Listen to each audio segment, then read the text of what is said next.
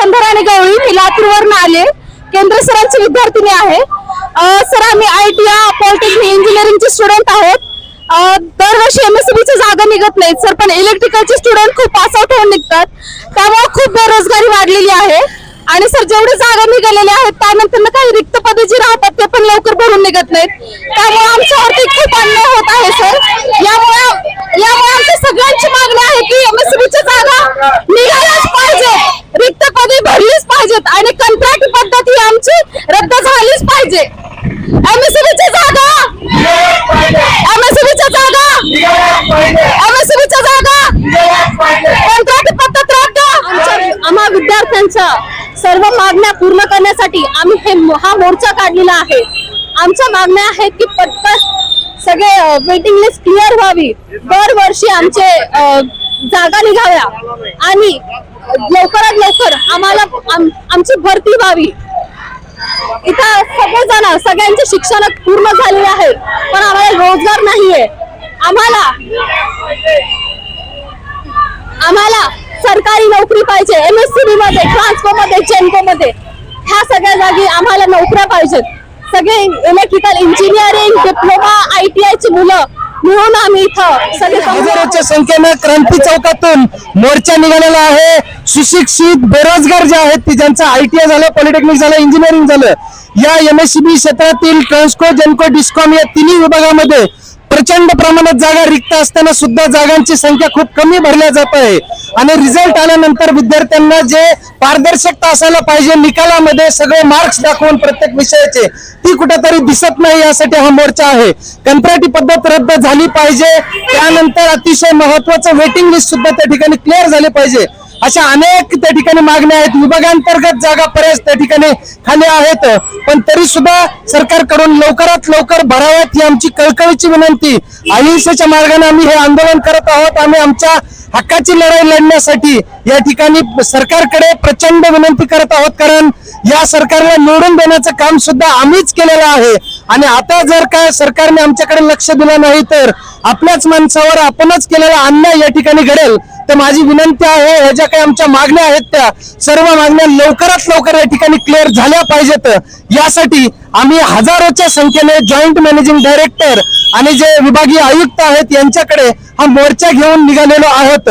तरी सर्व मागण्या आमच्या मान्य कराव्यात व लवकरात लवकर तातडीने यावर कार्यवाही करावी ही आमची विनंती आहे सरकारकडे. धन्यवाद. काँग्रेस पक्षाच्या वतीनं MSCB मध्ये ज्यांना नोकऱ्या हव्यात अशा बेरोजगार तरुण आणि तरुणींचा हा मोर्चा MSCB ऑफिस आणि कमिशनर ऑफिसवर जात आहे.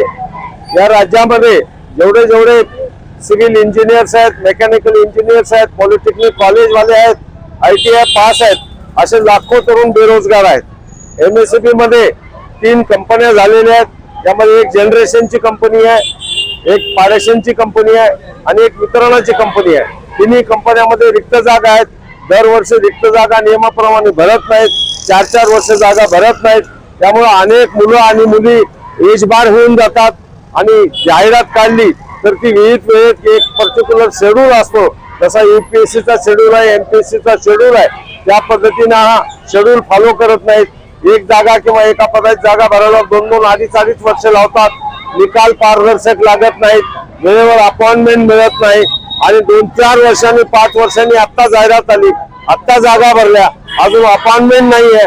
आणि 3-3 वर्षाचा कॉन्ट्रॅक्ट पद्धतीने सेवा ठेवलेली आहे. हे भारत देश आहे, हा काय ब्रिटिश इंडिया नाही, हा आमचा भारत आहे.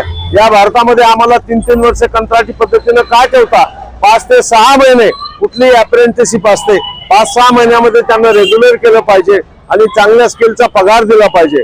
माझी एवढीच सरकारला या मोर्चाच्या सत्याग्रहाच्या माध्यमातून सूचना राहील की MSCB मध्ये ज्या जागा तुम्ही भरता त्या दरवर्षी जाहिरात निघाली पाहिजे, त्याचा शेड्यूल झाला पाहिजे. त्या शेड्यूल प्रमाणे ताबडतोब अपॉइंटमेंट झाली पाहिजे.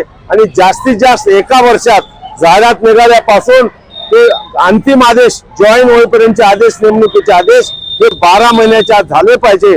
आणि या गोरगरीब शेतकऱ्यांच्या मुला-मुलींना, गरिबांच्या मुला-मुलींना एवढे टेक्निकल हँड्स आहेत, तंत्रज्ञान आहे.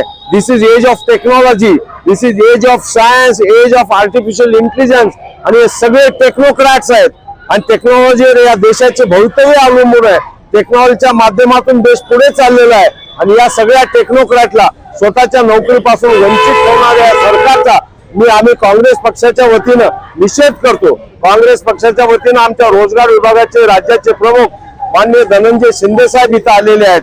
आमचे जनरल सेक्रेटरी पाटील साहेब इथं आलेले आहेत. काँग्रेसचे अनेक नेते इथं आलेले आहेत. आम्ही काँग्रेस पक्षाच्या वतीने या सगळ्या विद्यार्थ्यांचा सपोर्ट करतो, सरकारचा निषेध करतो आणि एमएससीबी मधले सगळ्या आत्ताच्या जागा झालेल्या आहेत त्या फक्त 20 ते 25% भरलेल्या आहेत. अजून 70% जागा एमएससीबी मध्ये रिक्त आहेत.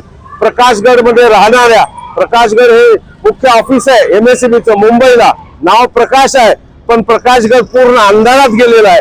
या प्रकाशगडाचा अंधार दूर प्रकाशगडानेच करावा आणि आमच्या गोरगरिबांना न्याय द्यावा. आमचे राहुल गांधी या देशाचे नेते नेहमी सांगतात, रस्त्यावर उतरा, लोकांची भाषा बोला, लोकांमध्ये जा, भारत जोडो. हे लोक भारत तोडण्यासाठी आलेले आहेत. आम्हाला भारत जोडो करायचं आहे आणि सर्वांना एकत्र घेऊन सर्व धर्म समभावाने जाऊन सर्वांना नोकऱ्या देणं, सर्वांच्या हाताला काम देणं, सर्वांना समान शिक्षण देणं ही आमची इच्छा आहे. धन्यवाद.